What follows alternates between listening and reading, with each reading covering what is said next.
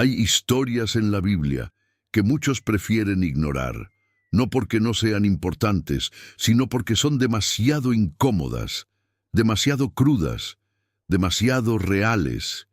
Historias que si alguien no supiera que están en la Biblia, pensaría que pertenecen a una tragedia oscura de la humanidad.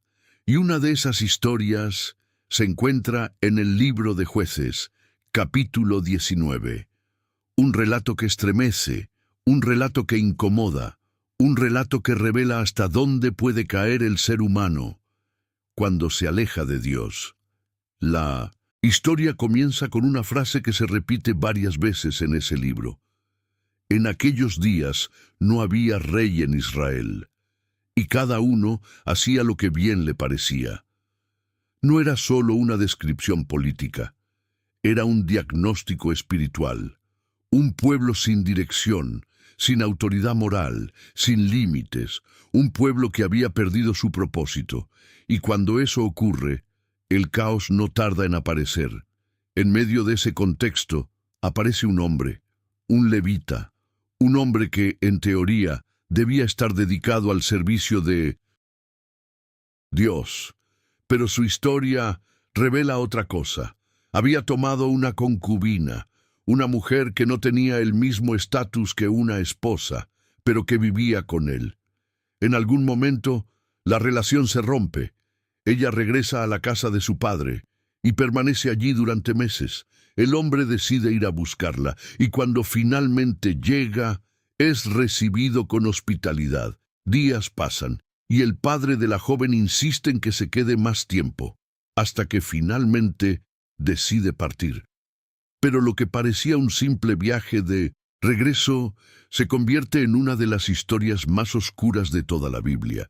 Al caer la noche, el hombre decide no quedarse en una ciudad extranjera y continúa hasta llegar a una ciudad de Israel, un lugar donde debería haber seguridad, un lugar donde debería haber hospitalidad, pero algo extraño ocurre. Nadie los recibe. Nadie les abre la puerta, nadie ofrece ayuda, y terminan pasando la noche en la plaza de la ciudad, hasta que un anciano los encuentra y decide llevarlos a su casa. Pero lo que sucede después es casi imposible de creer. Hombres de la ciudad rodean la casa, golpean la puerta y exigen que el extranjero salga para abusar de él. La escena recuerda algo que ya había ocurrido antes. En Sodoma, la misma violencia, la misma corrupción, la misma oscuridad. El dueño de la casa intenta negociar, ofrece a su hija, ofrece a la concubina, una escena que rompe cualquier lógica humana. Pero los hombres no aceptan, quieren al levita, y entonces ocurre lo impensable. El levita toma a su concubina y la entrega, la empuja hacia afuera, cierra la puerta y la deja sola. Durante toda la noche, esa mujer es violentada, abandonada, destruida, y mientras todo eso ocurre, el hombre que debía protegerla permanece a salvo. Dentro de la casa, al amanecer, la mujer logra arrastrarse hasta la puerta, cae allí, con las manos sobre el umbral, sin fuerzas, sin voz. Cuando el hombre abre la puerta, la encuentra, y sus palabras son frías. Levántate, vámonos. Pero ella no responde, porque ya no puede, porque su vida se ha apagado, y lo que sucede después es aún más impactante. El hombre toma el cuerpo, lo lleva a su casa, y lo corta en 12 partes, y envía cada parte a las tribus de Israel, como un mensaje, como una señal, como un grito de indignación. El resultado, una guerra civil, tribus contra tribus, hermanos contra hermanos, miles de muertos, destrucción, caos, y todo comenzó con una sola noche, con un solo acto de violencia, con una sola decisión. Pero la Biblia no cuenta esta historia para escandalizar, la cuenta para advertir, porque este no es solo un relato del pasado, es un espejo, un reflejo de lo que ocurre cuando el ser humano pierde el rumbo, cuando el pueblo de Dios deja de ser diferente, cuando adopta los mismos hábitos, las mismas prácticas, la misma corrupción del mundo.